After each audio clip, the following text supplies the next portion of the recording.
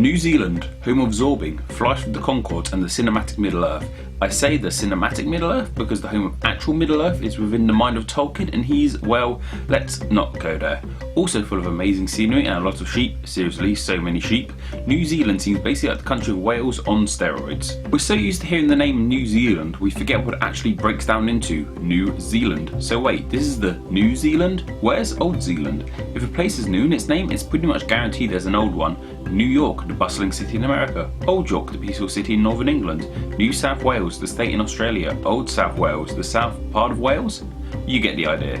Some old and new places are pretty close to each other, some literally within the other. Old Zealand and New Zealand, however, are 18,673.18 kilometres apart. So yeah, popping over to Old Zealand from New Zealand for a game of Connect 4 isn't going to happen quickly. Old Zealand is this far because it's located here, in the southwest part of the Netherlands. This is the province of Zeeland, spelled Z-E-E, land, meaning in English, quite unsurprisingly, Sealand. Sea is in the blue thing, land as in the green thing. It gets this name because the province is primarily formed of various islands connected by bridges over the sea. Well, actually it's a river delta, but it leads into the sea, and for namesake we'll call it the sea.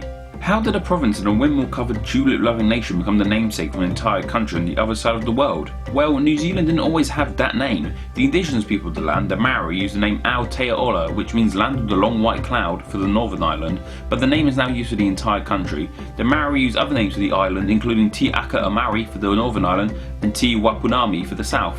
Okay, no more hard words please. The first known European to sight the country was Dutch explorer Abel Tasman in 1642. Aha, a Dutch explorer, he must have named it after the Dutch province. No, he named it Staten Land, the same name as the landmass on the southern tip of South America Abel Tasman thought New Zealand was connected to.